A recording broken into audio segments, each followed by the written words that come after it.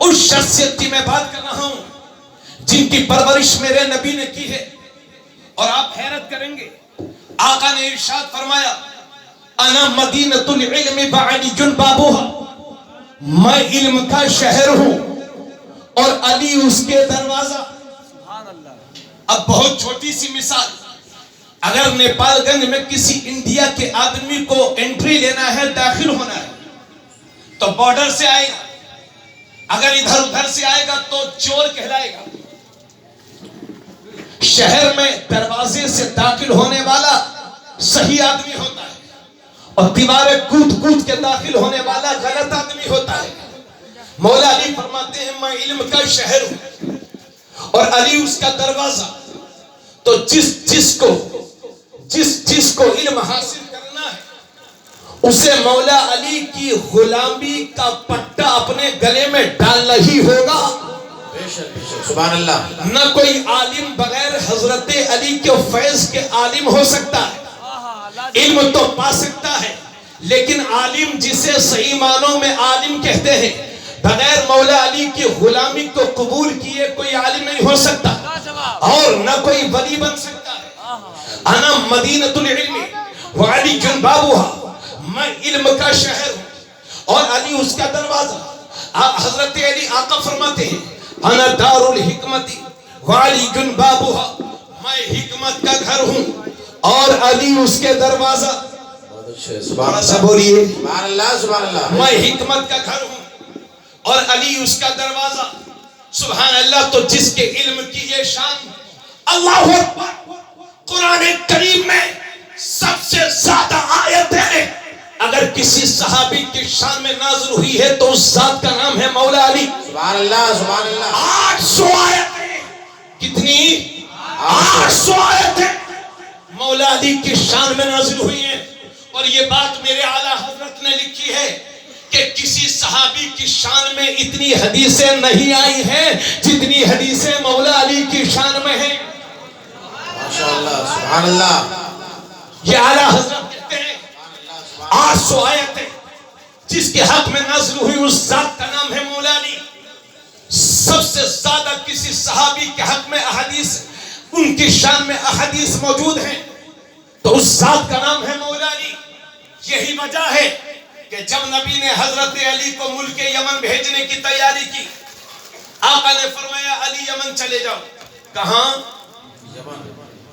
یمن چلے جاؤ. یا رسول اللہ کیا کروں گا میں؟ کہ تم کو وہاں کا چیف جسٹس بنا کر بھیجتا ہوں، قاضی بنا کر بھیجتا ہوں.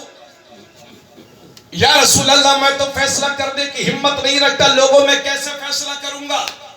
تو میرے نبی نے اپنا دست پاک مولا علی کے سینے پر مارا. سبحان اللہ. اور ہاتھ رکھ کے فرمایا اے اللہ، علی کے دل کو ہدایت دینا اور اس کی زبان کو ثابت رکھنا. مولا علی فرماتے اس کے بعد مجھے مسئلوں کے حل کرنے میں، لوگوں کے مقدمات کے فیصلے کرنے میں کبھی مشکلیں پیش نہیں آئی.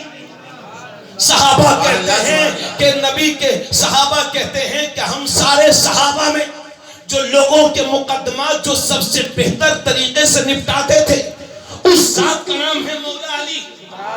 حضرت عمر جیسی شخصیت کہ جن کے بارے میں نبی نے فرمایا اگر میرے بعد کوئی نبی ہوتا تو عمر بن خطاب ہوتے، وہ مولا علی کہتے ہیں کہ مجھے ڈر لگتا ہے کہ علی کی عدم موجودگی میں کسی مقدمے کا فیصلہ کروں، یعنی علی نہ ہو اور میں فیصلہ کروں، مجھے ڈر لگتا ہے.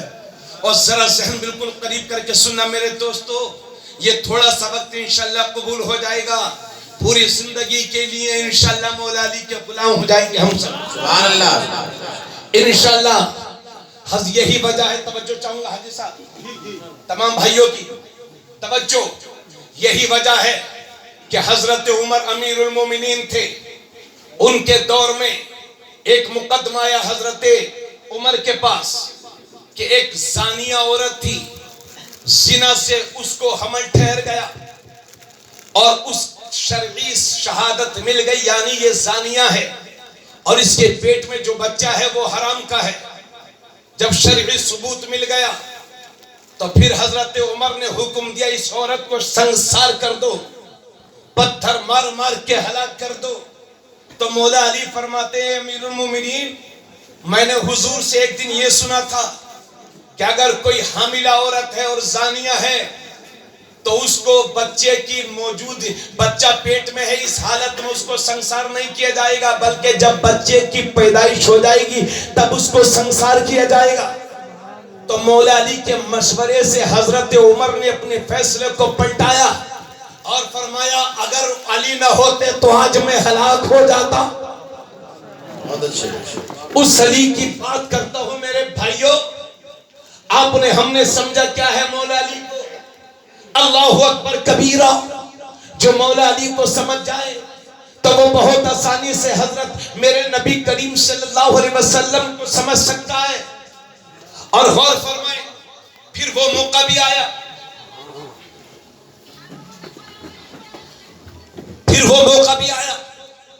کہ مدینہ شریف کے کچھ منافقین نے میرے نبی کے علم غیب پر اعتراض کیا تو مولا علی کو جلال آیا۔ اور یہ بات تفسیر روح البیان میں ہے، مدینے کی زمین ہے، منافقین نبی کے علم غیب پر اعتراض کر رہے ہیں، تو میرے نبی کریم صلی اللہ علیہ وسلم کے عاشق مولا علی ایک دن منبر پر بیٹھ گئے، اعلان فرما دیا مدینہ شریف کے سارے لوگ مسجد نبوی میں جمع ہو جاؤ۔ سارے لوگ مسجد نبوی میں جمع ہو گئے اور نبی کے منبر پر مولا علی بیٹھے، اور بیٹھنے کے بعد فرمایا سلونی عما دون العرش، مجھ سے جو پوچھنا چاہتا ہے وہ پوچھ لے، چاہے بات زمین کی ہو، چاہے بات آسمان کی ہو، چاہے بات شمال کی ہو، چاہے بات جنوب کی ہو، چاہے مشرق و مغرب کی ہو، جو چاہے پوچھ لے۔ تو محفل میں ایک منافق بیٹھا تھا، یمن کا رہنے والا، اپنے قریبی سے کہنے لگا آج علی نے بہت بڑا دعویٰ کر دیا ہے، میں ذلیل کر کے رہوں گا علی کو۔ نیت خراب تھی، کھڑا ہو گیا۔ مولا علی فرماتے ہیں کس لیے کھڑا ہوا؟ تو وہ کہتا ہے ایک سوال کرنا چاہتا ہوں۔ تو مولا علی فرماتے پوچھ۔ تو اس نے پوچھا اے علی یہ بتاؤ کیا تم نے اپنے رب کو دیکھا ہے؟ زور سے بولے سبحان اللہ، پورا مجمع مل کے بولے سبحان اللہ۔ مولا علی سے اس نے سوال کیا یمنی نے، اے علی یہ بتائیں کہ آپ نے رب کو دیکھا ہے؟ تو حضرت علی مسکرا کے کہتے ہیں ارے نادان، جب میں سجدے میں سر رکھ دیتا ہوں تو اس وقت سجدے سے سر کو اٹھاتا ہی نہیں جب تک اپنے رب کا دیدار نہیں کر لیتا۔ سبحان اللہ، جب تک رب کا دیدار نہیں کر لیتا اس وقت تک میں سجدے سے سر کو اٹھاتا ہی نہیں ہوں۔ حضرات وہ یمنی ذلیل ہو کر کے بے ہوش ہو کر کے وہیں گر گیا۔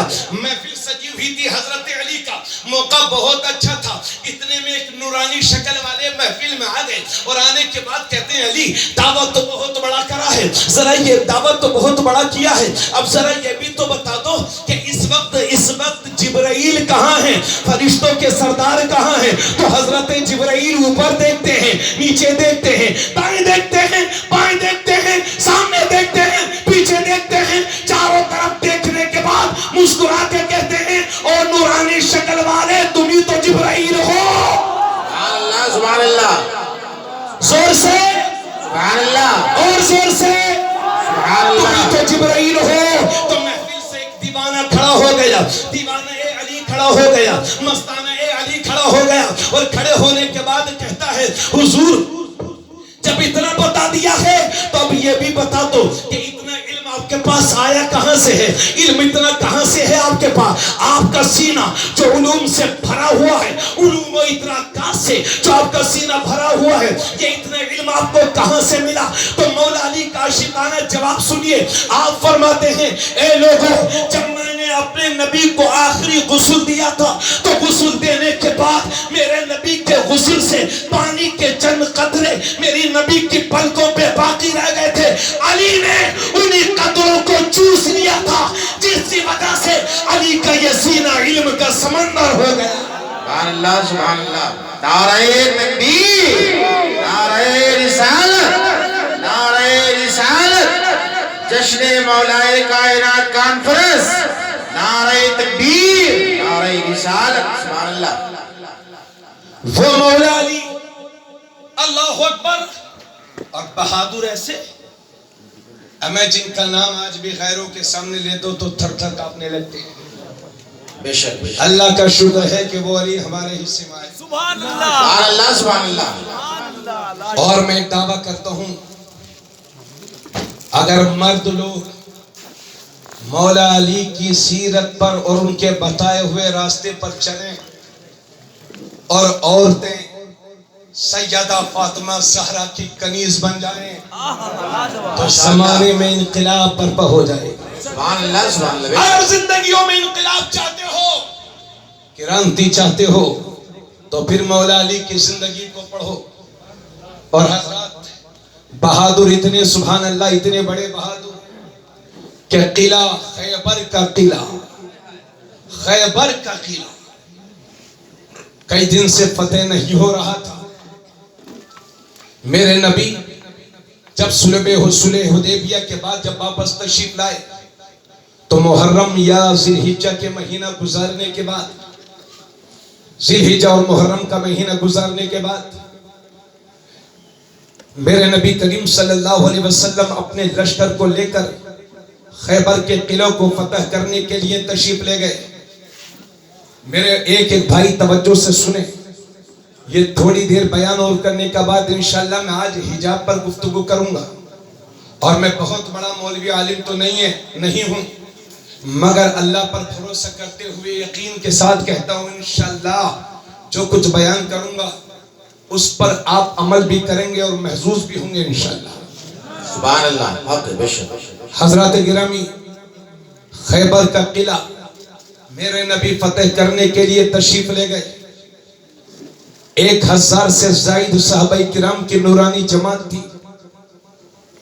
آقا کریم صلی اللہ علیہ وسلم نے لشکر کو روانہ کیا اور پہلے لشکر کو پہلے قلعے کو فتح کرنے کی ذمہ داری حضرت ابو بکر کو عطا فرمائی، مگر حضرت ابو بکر فتح نہ دلا سکے۔